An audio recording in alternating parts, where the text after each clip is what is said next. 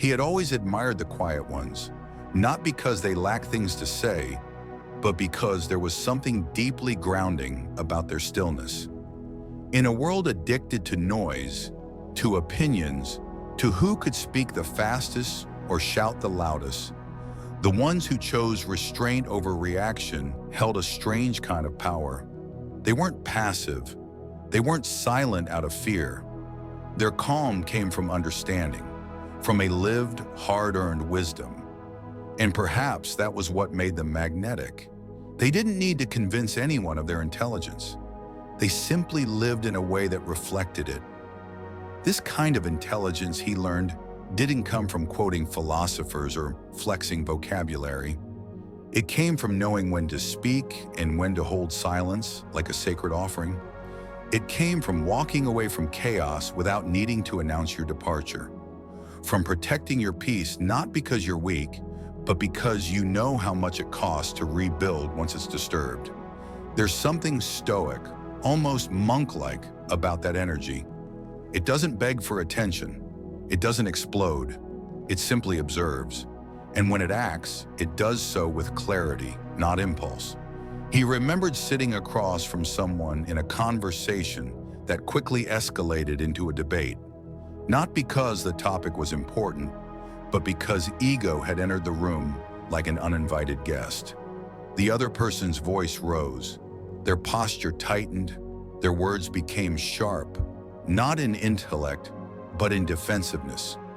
And in that moment, he felt the familiar temptation rise, to prove his point, to defend his position, to show he wasn't someone who could be talked down to.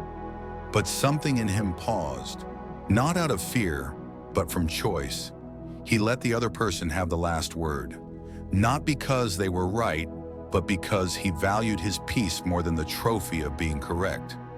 The silence that followed wasn't awkward. It was powerful, it was controlled, and strangely, it disarmed the entire situation. He learned that not every battle deserved his sword, that arguing with someone determined to misunderstand wasn't just fruitless, it was draining. The true cost of those moments wasn't just time, it was energy, dignity, and inner stillness. It's not that he didn't care about truth. He cared so much that he refused to cheapen it in a shouting match. There was no wisdom in winning a war that left both parties wounded and exhausted. Real intelligence, he realized, was knowing when your presence was being used as a mirror for someone else's inner chaos, and stepping back before you became collateral damage. This discipline began to bleed into other parts of his life. He stopped over-explaining himself. Once upon a time, he would twist his words into knots, trying to make others understand his choices, trying to soothe their discomfort about his path. But it never really worked. The more he explained, the more they questioned. The more he justified, the more it seemed like he wasn't confident in his own decisions. Eventually, he asked himself, why am I trying so hard to be understood by people who aren't trying to understand me? That question changed everything. He started speaking less and living more. He began allowing his actions to speak louder than any explanation ever could. He found freedom in letting people assume, let them think what they wanted, let them call him distant or mysterious or cold. What they called silence, he called sovereignty. It was no longer his job to manage other people's perceptions. That was their work. His work was staying aligned, staying grounded, staying true. And when he did speak, his words carried weight, because they came from a place of stillness, not insecurity, from awareness, not arrogance. He didn't need to dominate a room with volume. He didn't need to fill every silence. He realized that some of the wisest people in history had mastered the art of restraint, not because they didn't know things, but because they didn't need to prove it. When they spoke, people listened, not out of obligation, but because their silence had already built a kind of trust. He began to listen more, not just to respond, but to understand. He paid attention to what wasn't being said, to the tension beneath someone's words, to the energy behind their tone. He discovered that in silence, people revealed their truth. They filled the space with their own projections, fears, hopes. And in that, he didn't need to dig. He just needed to listen. The less he spoke, the more he heard. The more he heard, the more clearly he saw. And that clarity became a superpower. Not everyone understood the shift. Some called it detachment, some saw it as aloofness. But the ones who truly knew him saw the transformation. They saw how much more centered he had become, how less reactive, how deeply rooted. He no longer took everything personally. He stopped absorbing everyone's energy. He began to treat his attention like currency and only invested it where there was mutual respect and presence. One of the biggest lessons came through fatigue, the kind of exhaustion that sleep couldn't fix. It was spiritual, emotional. He realized it came from constantly trying to be everything to everyone, always available, always agreeable, always accommodating. But that version of him wasn't sustainable. It was draining. So slowly, with grace and resolve, he began creating boundaries, not out of bitterness, but from love. Love for his peace, love for his capacity, love for the life he wanted to build. He no longer opened his doors to people who brought drama disguised as intimacy, who only reached out when they needed something, who mistook access for entitlement. He learned to say no without apology, to walk away without guilt, to disconnect without making a scene. There was power in that quiet departure, the kind that didn't need closure because he had already closed the door within himself. He reflected often on a phrase that had etched itself into his heart. You don't have to set yourself on fire to keep others warm. That quote, simple yet piercing, became his mantra. He carried it like a compass. Whenever he felt the old urge to overextend, to explain, to argue, to fix, he paused. He asked, is this mine to carry? Is this worth the cost? And if the answer was no, he stepped back, not out of indifference, but out of wisdom. This wasn't about becoming cold. He still cared, deeply, but he stopped bleeding for people who never offered a bandage in return. He became discerning with his love, selective with his time, intentional with his presence. And that discernment didn't make his circle smaller, it made it stronger. The connections that remained were rooted in respect, reciprocity, and truth. They didn't need constant tending. They grew naturally, effortlessly. He understood now that energy is sacred, that every interaction is an exchange, that not everyone is meant to sit at your table, not because you think you're better, but because you're finally honoring the value of your peace. And peace, he discovered, is not passive. It's protective. It requires courage. It requires saying no, walking away, not reacting, letting go, choosing yourself again and again and again. And in doing so, he became someone he never thought he could be. Not perfect, not fearless, but grounded, clear, unshakable. His life didn't look spectacular on the outside, but inside there was something beautiful unfolding, something quiet, something true. And that, more than anything else, became the foundation for everything he was building. He remembered when he used to fill every quiet moment with noise, music, notifications, scrolling endlessly as if silence would swallow him whole if he dared to sit still. The quiet used to feel like an enemy, like something to be conquered, avoided, filled. But now he understood that the quiet wasn't trying to harm him. It was trying to hold him, to show him what he'd buried beneath distraction. It was trying to bring him back to himself.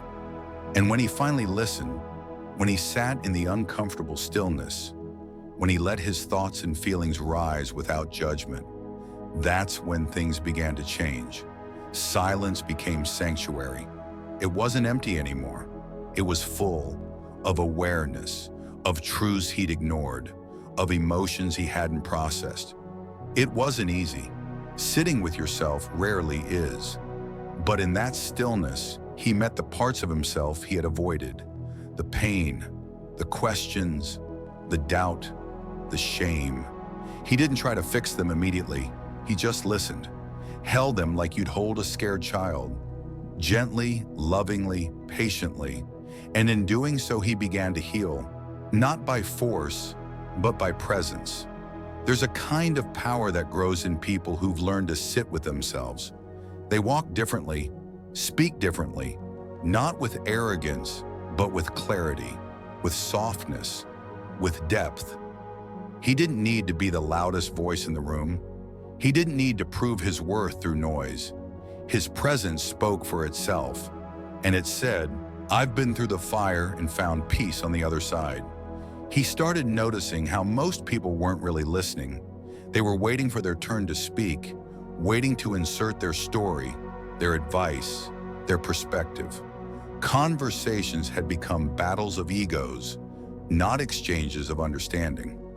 But when he listened, really listened, something shifted. People opened up in ways they never had before, because presence is rare. And when people feel seen without interruption, they unfold, they soften, they become honest. He saw that wisdom didn't come from knowing everything. It came from knowing when to ask, when to listen, when to stay curious instead of certain. He didn't have to be right. He didn't need to have the last word. He was learning that peace was more valuable than being perceived as smart, and often silence was smarter than any rebuttal. Silence said, "I hear you, and I don't need to defend myself." Silence said, "I know who I am. I don't need to argue about it."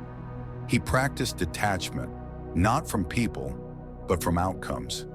He still loved deeply, still showed up, still gave his all, but he stopped tying his peace to how others received it.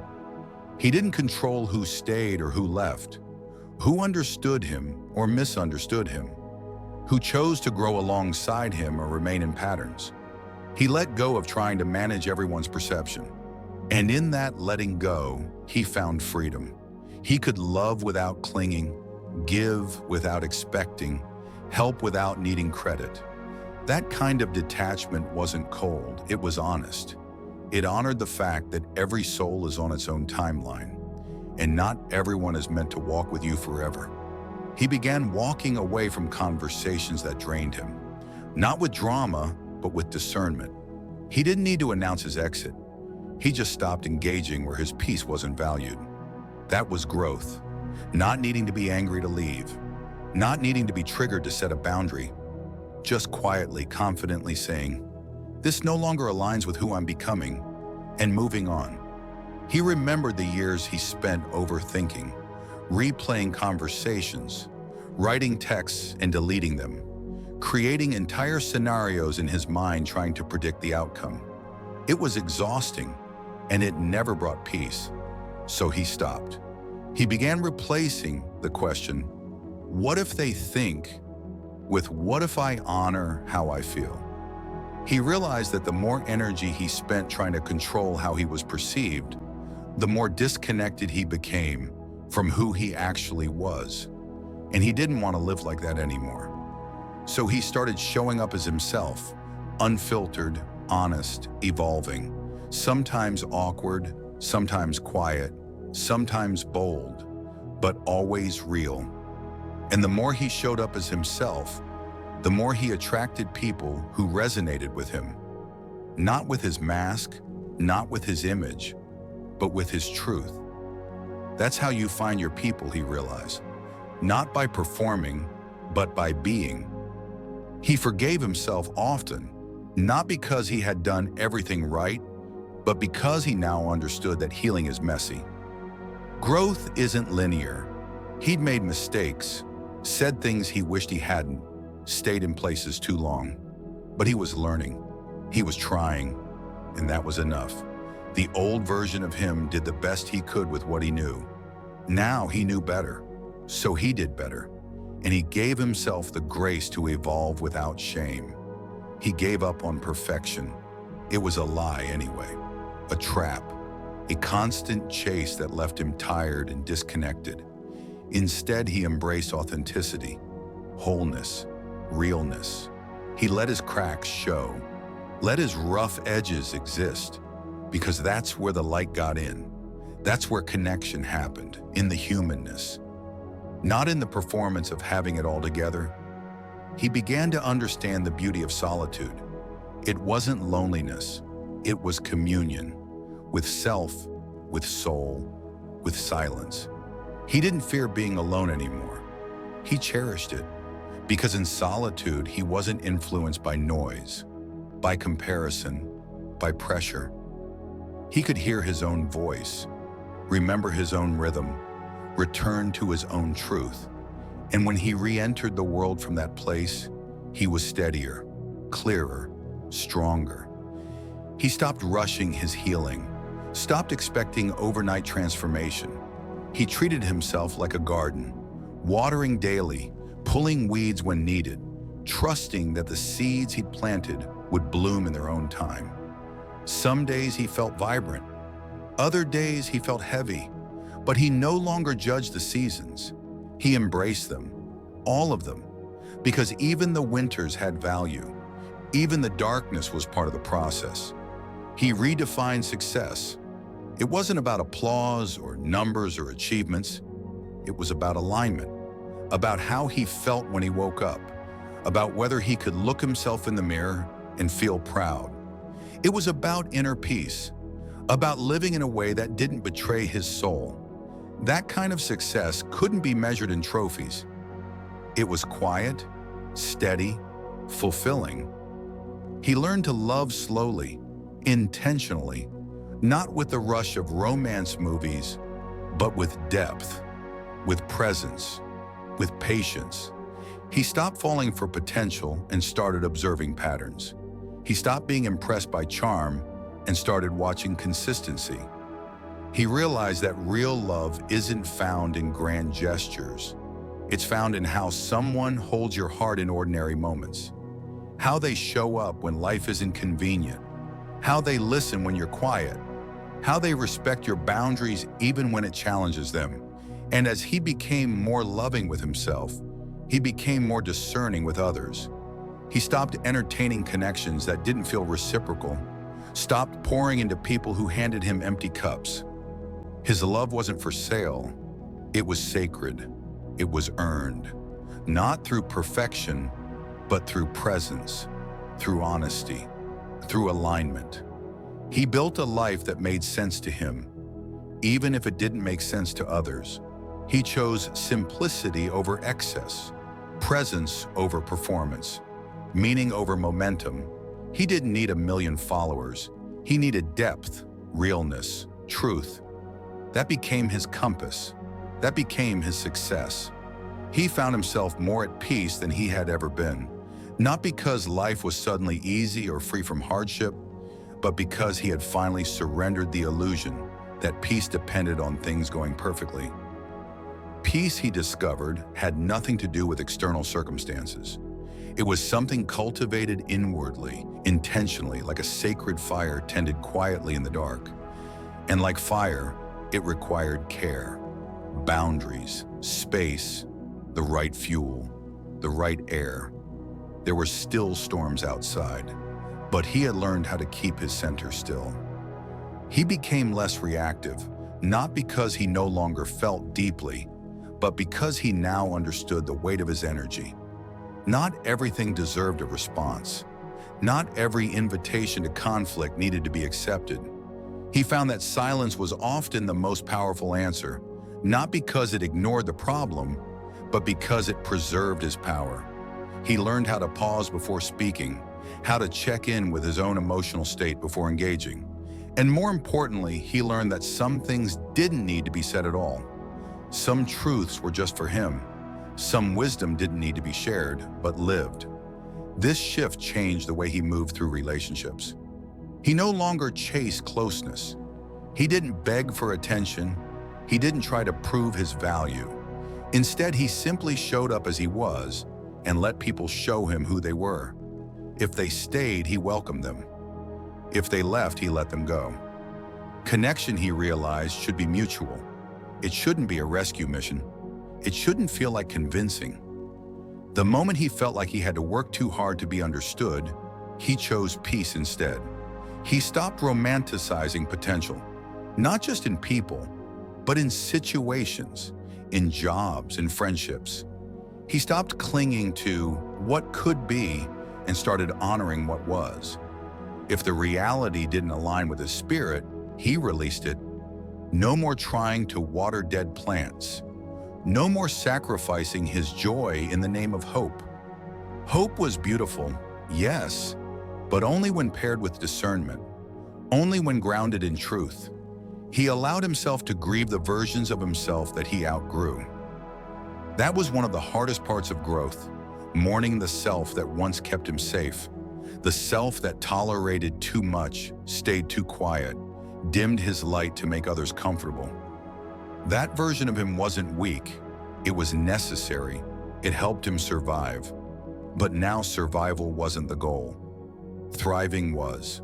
Living fully was. And to do that, he had to release the armor that no longer fit. He made peace with his past, not by rewriting it, but by reclaiming it. Every mistake, every heartbreak, every wrong turn. He stopped seeing them as failures and began seeing them as teachers. Each experience had shaped him, sharpened him, taught him what he needed to learn to become who he was becoming. Regret faded when he embraced the wisdom of experience, and in its place, gratitude grew. Not the shallow kind, but the kind that says, "Thank you for breaking me open.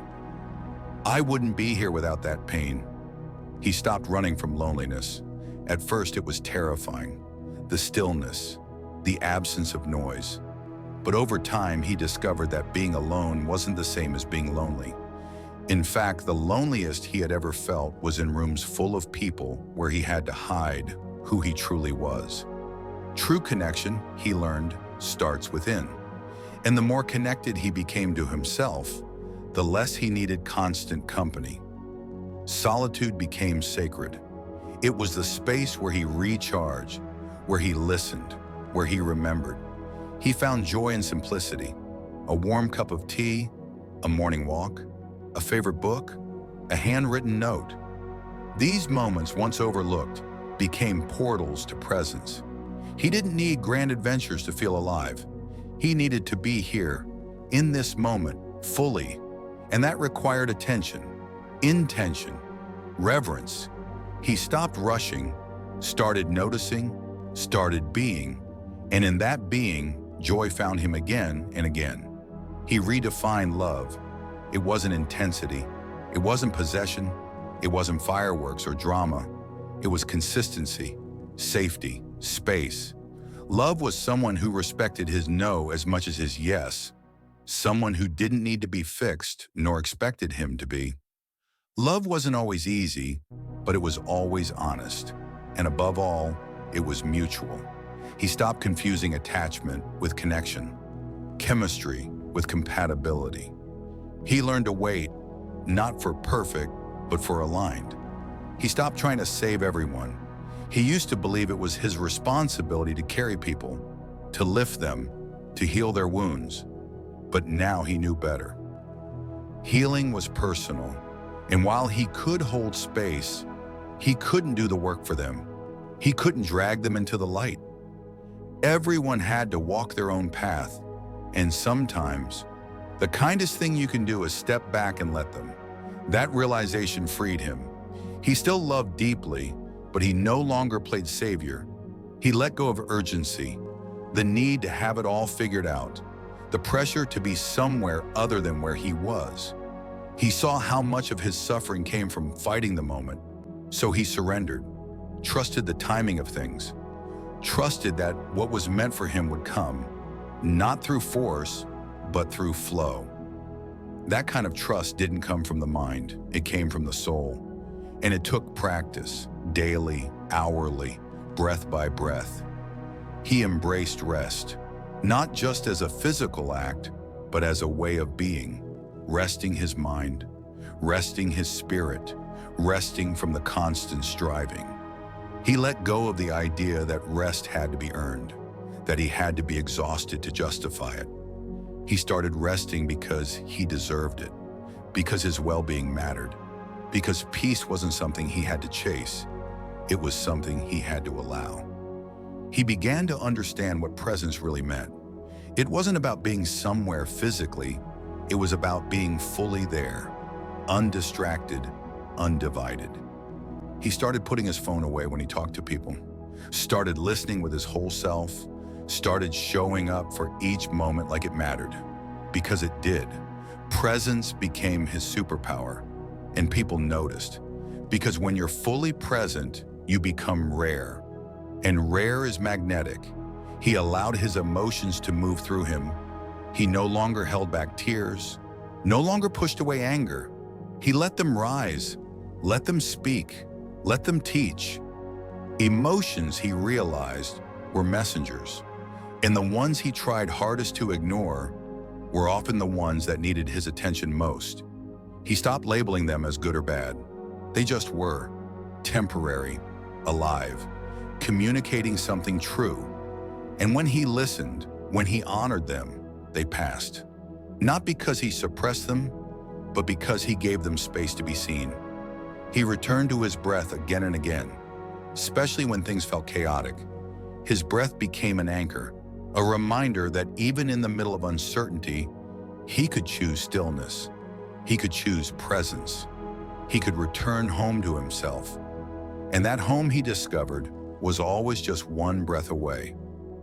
He had spent years thinking peace would come when everything was settled, when his finances were perfect, when his relationships were flawless, when his body felt invincible, when his plans unfolded without a hitch. But life never handed him that perfect scene. And slowly, gently, through tired mornings and quiet realizations, he learned that peace isn't found in circumstances. It's found in how you meet them, in how you respond when things unravel, in how you breathe when life surprises you, when things go differently than planned, when the answers you prayed for don't arrive on time. He began to live slower, not in pace, but in presence. He didn't need to rush to feel productive. He didn't need to move fast to prove his ambition. In fact, slowness became his rebellion, a radical choice to resist the pressure of urgency. He learned to walk with intention, to speak with purpose, to create with love instead of pressure. In his slowness, he tasted life more fully. He could finally feel the texture of time, the shape of the moment, the weight and gift of simply being. He no longer feared the unknown. There was a time when uncertainty triggered anxiety, when ambiguity left him spiraling. But that version of him relied on control for comfort. Now he had learned to lean into mystery, to let go of needing to know, to trust the unfolding, even when he couldn't see around the next bend. He found a strange kind of safety in not knowing, because when you surrender the illusion of control, you make room for awe, for miracles, for the kind of alignment you couldn't have planned even if you tried. He noticed how his relationships transformed the more he changed his relationship with himself. He didn't need constant validation anymore. He didn't need someone to tell him who he was. He already knew. And because of that, he became a better listener, a better friend, a better partner. He no longer showed up looking to be completed. He showed up whole. And from that wholeness, he gave, not to earn love, but to express it. Not to feel worthy, but because he already was. He stopped asking for permission to rest, to dream, to change, to grow. He stopped waiting for someone to say it was okay to start over, okay to move on, okay to choose differently. He gave himself that permission, and when he did, he felt his power return. Not the power to control others, but the power to direct his own life, to take full responsibility for his joy, his pain, his healing, his story. No more blaming, no more waiting, just choosing again and again to be true. He began nurturing joy with intention, Not the loud, flashy kind, but the steady, quiet joy that builds over time. Joy that doesn't need an audience. Joy that lives in the small, sacred details. A good meal, a deep breath, a kind word, a warm bath, a song that makes you close your eyes and smile. He realized that joy wasn't something you stumbled upon. It was something you grew by noticing, by savoring, by making space for it daily. He stopped fearing failure. It used to paralyze him, the idea of getting it wrong, of falling short. But now he saw failure as feedback, as redirection, as refinement. Each failure brought clarity, each mistake a lesson. He didn't seek failure, but he no longer ran from it. He welcomed what it had to teach. Because failure no longer meant he was unworthy. It simply meant he was growing. And growth, real growth, is messy. It's uncomfortable, but it's sacred. He forgave others, not because they apologized, not because they changed, but because he deserved freedom. Carrying resentment was like dragging old weights through new days. It robbed him of joy, of energy, of peace. Forgiveness didn't excuse what happened. It simply said, "This no longer defines me." And with each release, he felt himself return to himself, lighter, clearer, more whole. He made peace with being misunderstood. He used to explain himself over and over, trying to make people see his heart, his intentions. But not everyone was ready. Not everyone had the capacity. And that's okay. Some people see through the lens of their own pain, and you can't change their lens. You can only change how much of your light you give away to try and fix it. He stopped dimming to be accepted, stopped shrinking to be digestible. He let people misunderstand, and in doing so, he finally understood himself more clearly. He stopped glamorizing constant progress. Healing, he realized, isn't always forward motion. Sometimes it's stillness, sometimes it's letting things be. He let go of the pressure to always be doing, improving, fixing. He allowed rest to be healing, laughter to be healing, doing nothing to be healing. He saw that the most profound transformations often happen in quiet seasons, the inner shifts, the invisible realignments, the softening of old patterns. He stopped chasing the high of progress and began honoring the wisdom of the pause. He started speaking to himself with kindness, not in motivational mantras or forced positivity, but in gentle, honest affirmations. You're doing the best you can. It's okay to feel this. You're allowed to rest. He used to speak to himself in the voice of old critics, harsh, demanding, unrelenting. But now he rewrote that voice, made it his own, loving, encouraging, compassionate. And that voice became a guide, one he trusted more than the noise of the world. He created more space for wonder, for play, for curiosity. He stopped needing every experience to be productive, stopped needing every moment to have a purpose. Sometimes he let things be beautiful without being useful. Sometimes he followed joy without a goal. He rediscovered what it felt like to be fascinated, to be moved by simple things, the shape of clouds, the smell of old books, the way laughter lives in the corners of a room. He became a student of life again, not to master it, but to marvel at it. He reconnected with his body, not to change it, but to befriend it, to thank it, to inhabit it. He stopped punishing his body for not looking a certain way, stopped ignoring its signals. He listened, moved slowly, ate mindfully, slept with intention. He didn't chase a perfect body. He cultivated a kind relationship with the one he had. And in that relationship, trust grew, safety grew, embodiment returned. And through all of it, he found a truth that couldn't be unlearned. Peace is not a destination. It is a practice, a choice, a return, over and over again. And even when he strayed, even when he forgot, even when life got loud, He knew how to come home, to his breath, to his truth, to the quiet wisdom within. That more than anything was the gift, not perfection, but presence, not certainty, but surrender, not control, but connection. He had always carried a quiet fear of not being enough. It was woven into the background of everything he did. Every success, every conversation, every relationship bore the hidden question, am I doing enough? Saying enough? Being enough? It was exhausting, trying to earn worth in every interaction, trying to hold together an image that would finally make people stay.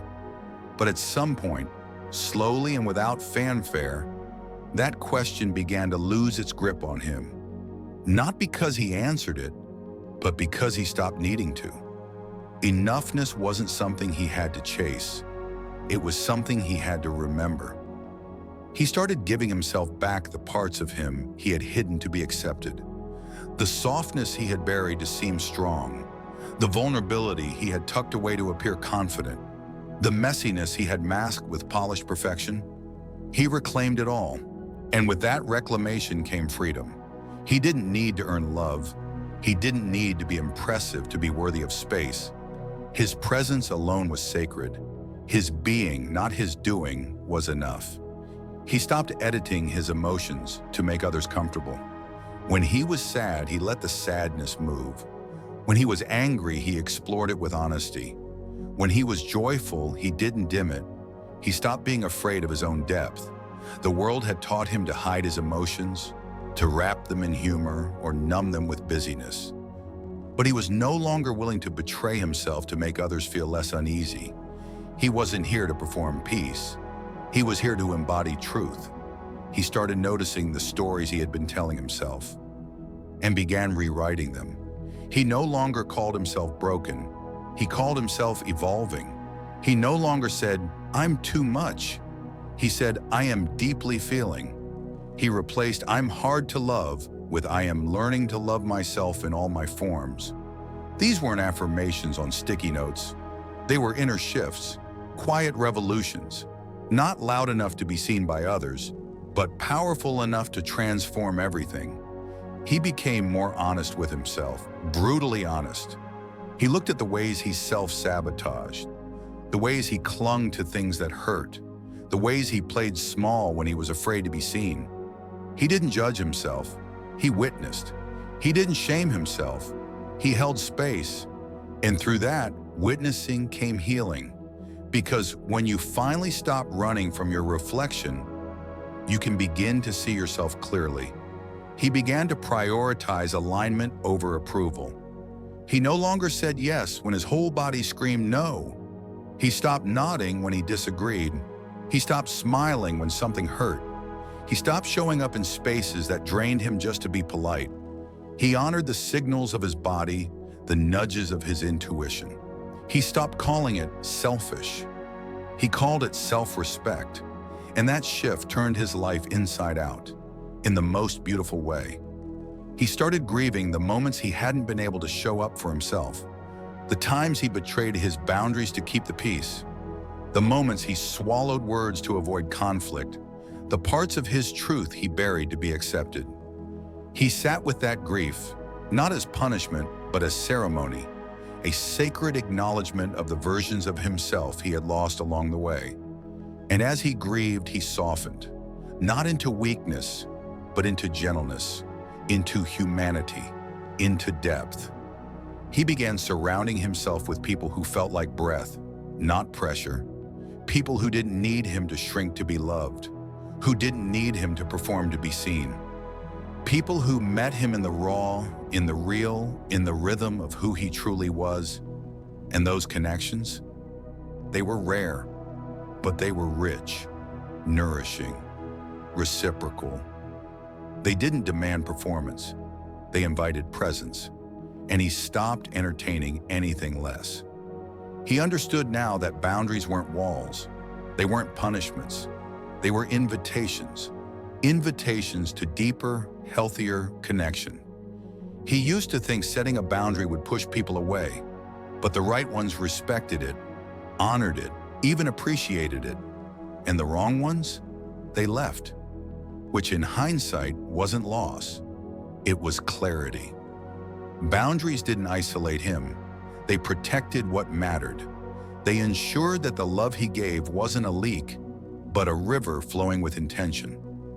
He started asking better questions. Not, what do they think of me, but how do I feel in their presence? Not, will this make me look successful, but does this feel aligned with my soul? He stopped living for optics and started living for truth, for resonance, for meaning. He realized that when you start asking different questions, your whole life changes. You begin making decisions from the inside out. And those are the decisions that build a life that feels like home. He no longer needed to explain his healing. He used to feel the urge to justify why he was changing, why he was distancing himself from certain people, why he no longer tolerated certain behaviors. But he realized something sacred. Healing doesn't need to be explained to those who respect your journey. Only those who benefit from your unhealed self will demand an explanation. So he stopped explaining. He just lived. And those who were meant to understand did. The rest, he blessed and released. He stopped measuring his progress by how happy he felt. Happiness was fleeting, like weather. Some days were stormy, others golden. But growth wasn't about constant sunshine. It was about showing up for yourself, rain or shine. It was about the little moments, the conscious breath, the brave conversation, the quiet boundary, the honest reflection. He began to celebrate those moments, to see them as victories, because they were. Not loud, not public, but real. He started practicing gratitude, not just for what was good, but for what had taught him. The heartbreak that opened him, the rejection that redirected him, the delay that protected him. He stopped needing life to go his way to be grateful. Gratitude became a posture, a lens, a way of seeing. And through that lens, even the pain began to shimmer with meaning. He allowed joy and grief to coexist. There were days he laughed with tears still fresh on his cheeks. Days he danced with heaviness still in his chest. He no longer needed to compartmentalize. Life was complex, and he let it be. He made room for all of it. The beauty, the ache, the healing, the becoming. He let it swirl together like a storm and a sunrise in the same sky. And in doing so, he stopped waiting for the perfect day to feel whole. He was already whole, in the chaos, in the calm, in all the versions of himself he had ever been. He began to realize how much power there was in simply choosing himself. Not once, but again and again, even when it was inconvenient, even when it was misunderstood, even when the world around him pulled at his attention, urging him to be someone else. There had been times when he betrayed himself for belonging, diluted his truth to stay loved, compromised his integrity to avoid conflict. And it worked for a while. He was praised for being easygoing, applauded for being agreeable. But deep inside, a part of him was starving, the part that longed to be known, not for what he did for others, but for who he truly was.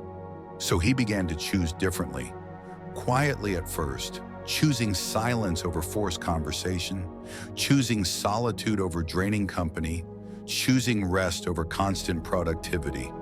He began to trust that the life he was building would not collapse if he stepped away for a while.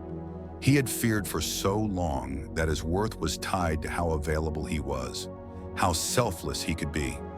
But now he saw that selflessness without boundaries wasn't virtue. It was self-abandonment. He replaced his old definitions of strength. He used to think strength meant not crying, not needing help, holding it together at all costs. But those old ideas had only hardened him, made him silent when he needed to speak, proud when he needed support. Now strength looked like softness, like the courage to say, "I'm struggling," like the wisdom to rest, like the honesty to admit when something was no longer working. Strength was vulnerability, not in performance but in practice. And as he softened, he began to feel again. Not just the easy emotions, but the hard ones too. The sadness he had shoved to the back of his chest, the guilt he had tried to outrun, the longing he had pretended not to feel. He sat with it all, not to fix it, not to get rid of it, but to understand it, to hold it, to let it be real. And something remarkable happened. When he gave those emotions space, they stopped controlling him. They stopped whispering in the dark. They spoke clearly, then softened, like children who just needed to be seen. He also forgave himself for staying too long, for walking away too soon, for not knowing what he couldn't have possibly known, for the ways he coped when he didn't yet have the tools to cope well. He used to beat himself up for not healing faster, for not being wiser sooner. But now he saw that he had always been doing the best he could with the awareness he had. And the fact that he was still showing up, still choosing growth, still opening his heart despite the pain, that alone was worthy of compassion. He stopped competing with anyone else's timeline. He let go of the illusion that he was behind. Behind what? Behind whom? Life wasn't a race, it was a rhythm, and everyone had their own beat. He started dancing to his own. Some seasons were for blooming, others were for burrowing. He stopped comparing his chapter 2 to someone else's chapter 20. He honored the slowness of his path, the detours, the pauses, the unexpected turns. He didn't need to arrive anywhere to be enough. He was already enough, even while becoming. He reimagined success. He used to believe success was a checklist, degrees, titles, accolades, the applause of others. But the more he achieved, the more he felt something was missing. He began to ask deeper questions. What brings me peace? What feels honest? What aligns with my spirit? Slowly, the answer shifted. Success became living in a way that didn't exhaust him. It became relationships where he could exhale. It became mornings where he didn't dread the day ahead. It wasn't about how much he had. It was about how fully he could be present with what he had. He created rituals of reconnection, little things that brought him back to himself when life got loud. Lighting a candle before he wrote, placing his hand over his heart before a difficult conversation, looking at the sky before checking his phone. These weren't routines to control life. They were anchors, reminders, portals back to presence. He didn't always get it right. Some days he forgot. Some days the noise won. But even then, the rituals waited for him, ready to welcome him back.